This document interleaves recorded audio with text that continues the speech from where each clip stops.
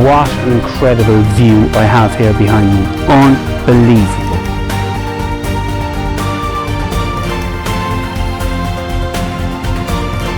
This is absolutely amazing.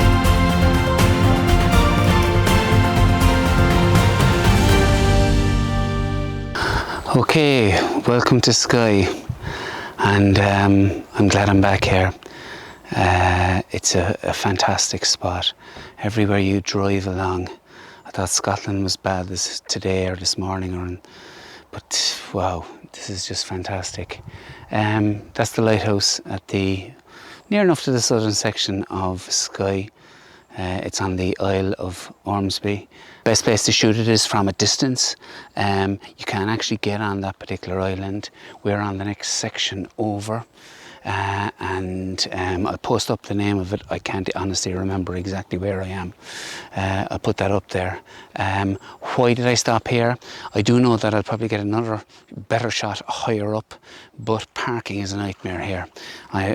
Tripod is actually on part of the road, and the long and short of it is, if a car comes, well, that'll be sayonara. Two cars have been meeting here for the last 5 minutes, one going in, one going out, and there was nearly fisticuffs there a while ago. So that's the one issue with Skye. Some of the minor roads are really minor, very narrow. Anyway, let's push on. I'm using a 70-200.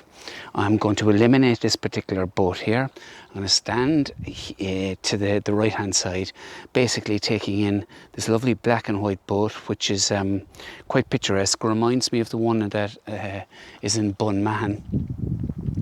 And then of course the island with the lighthouse and the mountains in the background, and the mountains really make it.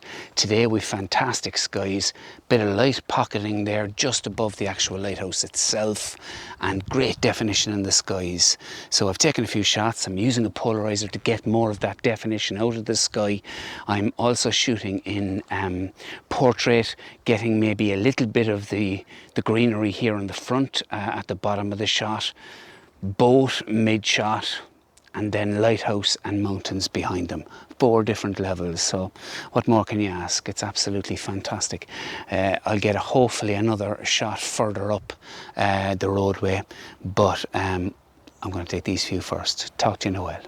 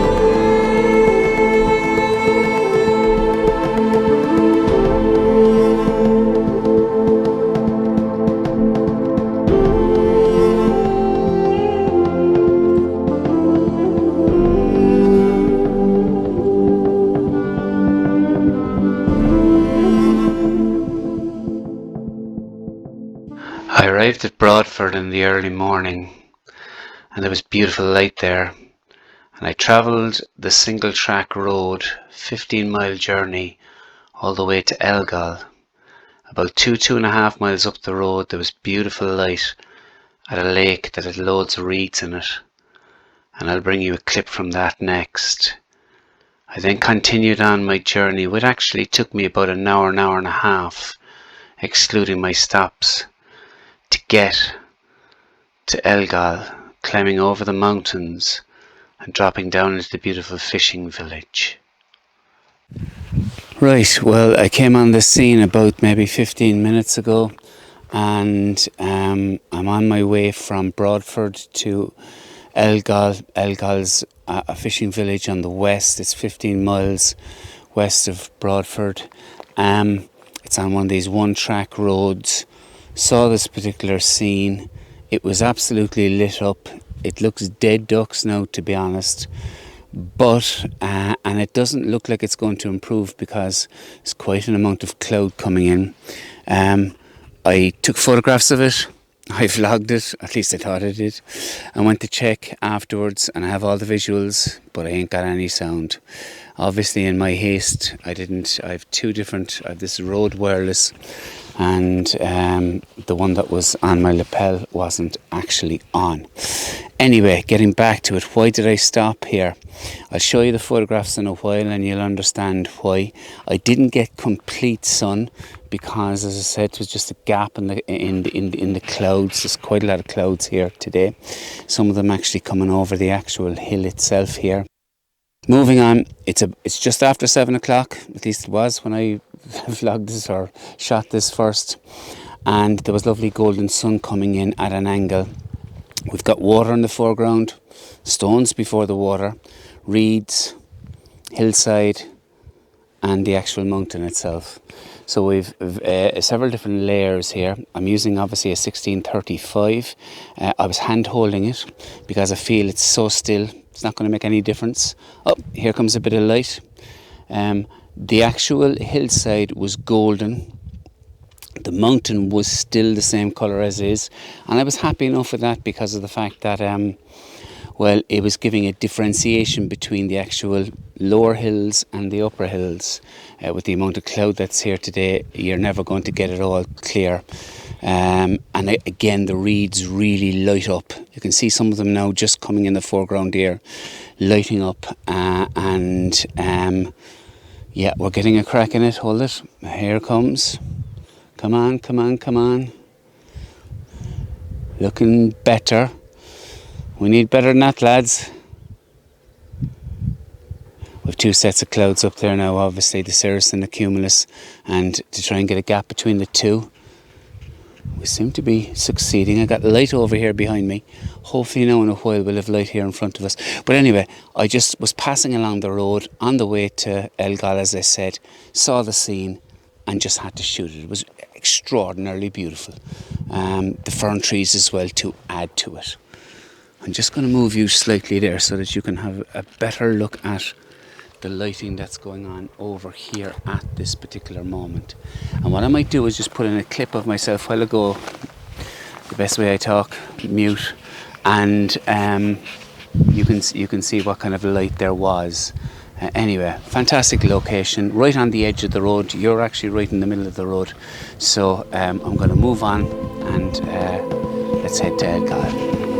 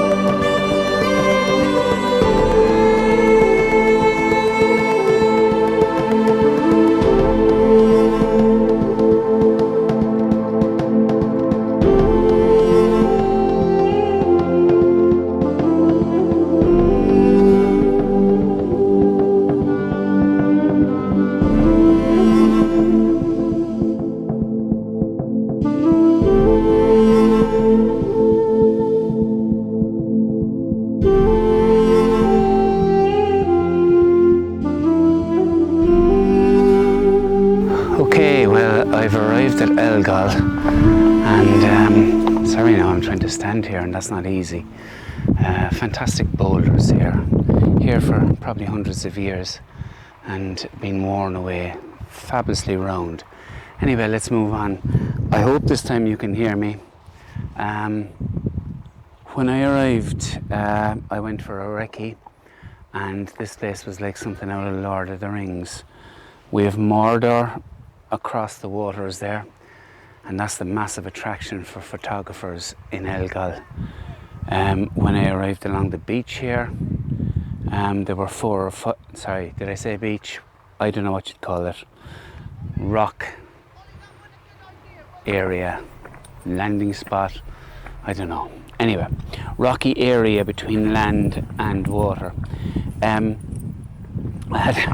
are 2 of them still at it, but I had about 5 cattle here. I'll show you just a clip of that there now. And they were eating away the rocks. Fair play to them.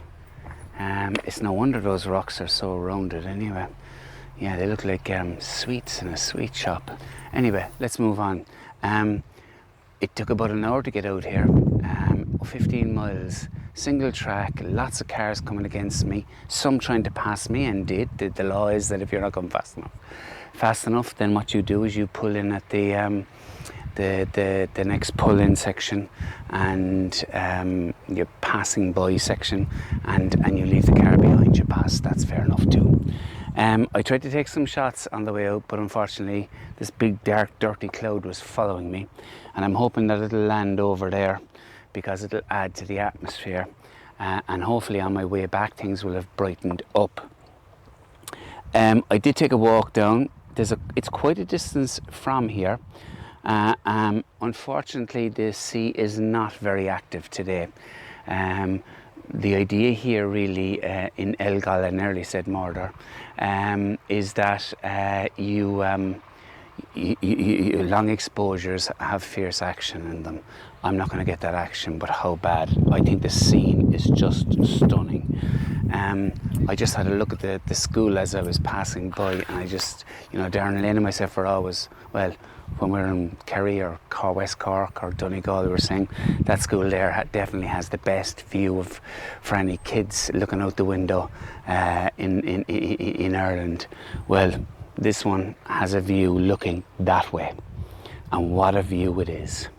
So probably the easiest thing to teach in that class is English. Lord of the Rings, let's get it out, lads. Yeah, Mr. Tolkien, off we go. And they can relate to it straight away. Anyway, look, I'm quite taken with this place, even though it took so long to try and get out here. It's absolutely like something out of a fairy tale. So I'm going to move over there. It's not easy carrying 2 tripods, a bag, and moving across that in a pair of wellies. But look, is it brilliant to be here? And I'm really excited about the shots that we're going to get over there. Yep, onwards and upwards. I might even start eating rocks myself in a minute.